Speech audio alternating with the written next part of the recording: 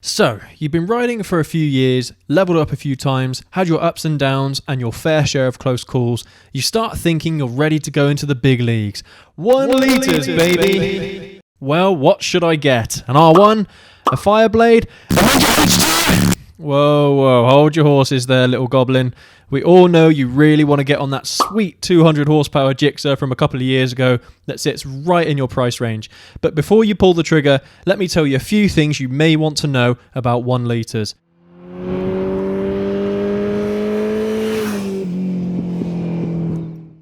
When it comes to Litre motorcycles, a lot of them are memes by this point. Simply getting on one and riding away could spell disaster if you're not sure what to expect. But before we get too far into the video, please go ahead and leave a like and hit that sub button right now. It really helps our videos reach more viewers, so if you enjoy the content we make and would like to see the channel grow, be sure to engage with the videos by leaving likes, comments and subscribing. Thank you in advance for all your support. Alright, Litre bikes are a load of fun. I'd be lying to you if I didn't say that riding my ZH2 has been the most fun I think I've ever had on a motorcycle. Feeling that torque that throws you back into your seat while you're holding on for dear life is just exhilarating. But that's not to say they don't come without their caveats. If you thought your 600 Supersport was fast, whoa, you're not going to know what hits you the first time you jump on a 1 litre. Even the ones that are not sport bikes are totally nuts. The very first time I rode a Litre bike, a Kawasaki Z1000SX, which is basically a dad bike, it gave me that stomach sinking feeling I'd never had before. Well, outside of riding stealth, that is. And it only has 140 horsepower, but even that was completely mad compared to either my old ER6 or 600RR. It's a completely different experience on a 1 litre. The amount of extra power manufacturers can squeeze out of a modern bike with only a small increase in displacement is just insane. Of course, a motorcycle's performance is determined by compression ratios, gearing, and stroke, among many other things, rather than just displacement. But on the whole, 1 litres have significantly more power than a middleweight sport bike. So be prepared, make sure you feather that throttle and break yourself in nice and slow the first time you jump on one.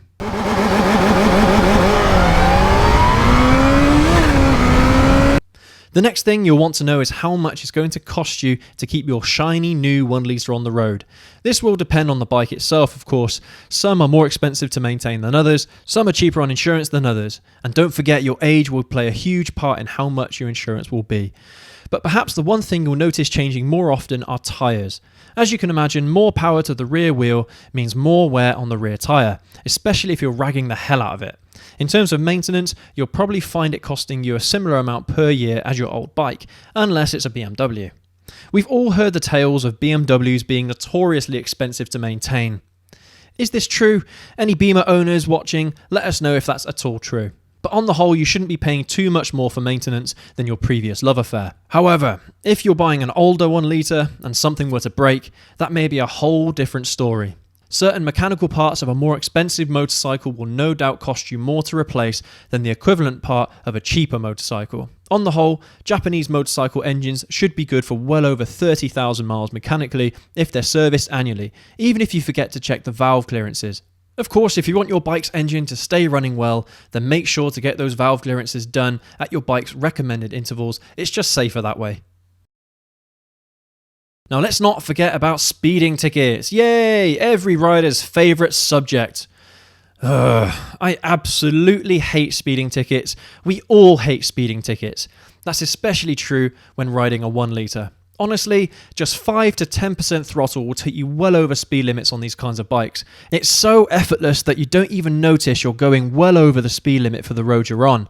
I've been lucky a few times where a speed camera didn't catch me on my ZH2 and ZZR, but it's a very real issue for these kinds of bikes, as it really doesn't take much. You can certainly get done for speeding on middleweight bikes, but a lot of the time you have to deliberately be on the gas to nab a ticket, whereas on Litre bikes, you don't even have to try. Once you've got used to the throttle feel and power, no doubt you'll become more aware of the speed you're doing. So yeah, as mentioned earlier, take it easy and only open up on straights where you've got plenty of vision ahead of you to get a taste of that true power your bike has to offer. And if you really want to see what a 1 litre is capable of, book you and your bike in for a track day. That should scratch the itch you have for power and speed. But yeah, when you're starting off, be on the lookout for speed cameras and watch your speedo. You may be surprised how fast you find yourself going without even trying. For some of you, a Litre bike may simply be too much. There are certain motorcycles that have a reputation, bikes like the Hayabusa or ZZR 1400, but even Fireblades have a reputation for being insanely fast and twitchy on the throttle. You may find when you go to inquire about a certain motorcycle at a dealership that the sales rep gives you a few vague warnings about the bike you're looking to buy, but whatever you do, don't let that sway you if you have your heart set on a certain motorcycle. At the same time, if you finish your test ride and you think it's too much for you, that's totally okay too. Don't feel like the next inevitable step in your riding career is to buy a 1,000 plus motorcycle. They may not be for you, even if all your mates have one and say how great they are. You see so many nearly new used 1 litres for sale, and you start to wonder if the bikes were simply too much for their previous owners.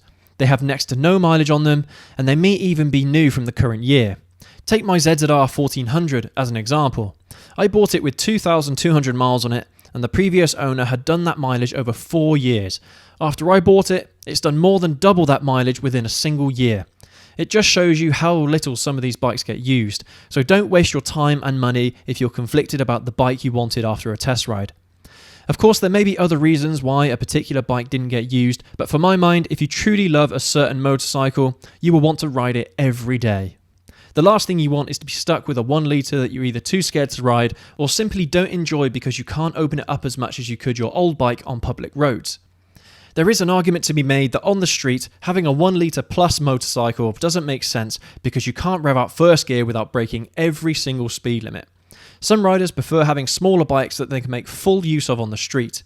You may feel that riding a 1 litre leaves something to be desired because you can't make full use of it. So if you do find that a 1 litre is too much, but you're still looking for an upgrade, there are still plenty of options to choose from between 700cc and 900cc. If you're looking for a sport bike, I hear the Suzuki Gixxer 750 is a good option, although in the UK it doesn't look like we can buy one from new anymore. But from a naked point of view, the Gixxer 750, the Kawasaki Z900 or the MT-09 from Yamaha are still fantastic options that are available from new. Let us know in the comments if there has ever been a motorcycle that was too much for you. I'd love to hear your thoughts.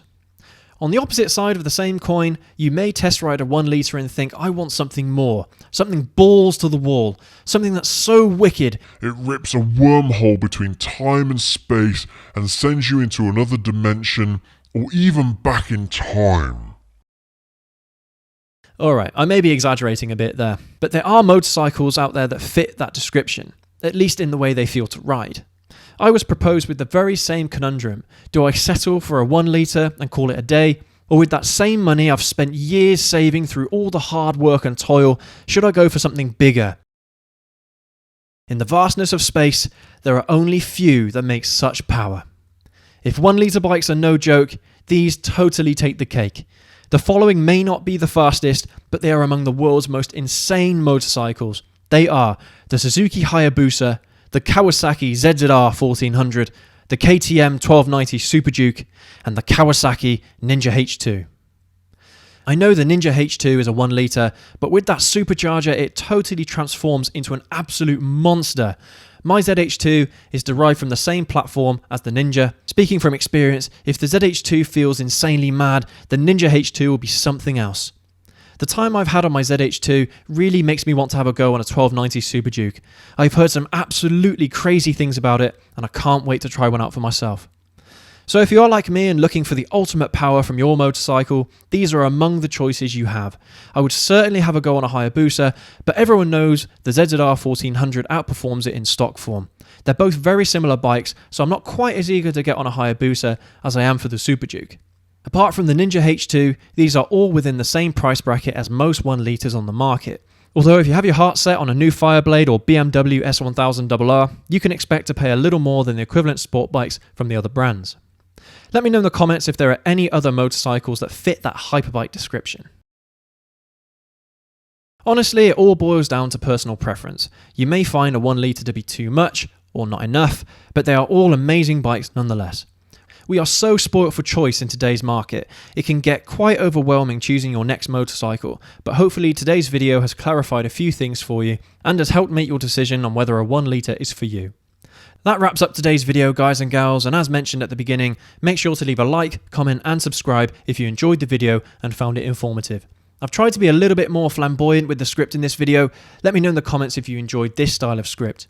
As always, I hope you're having an amazing day today. Thank you ever so much for watching, and we'll catch you in the next one.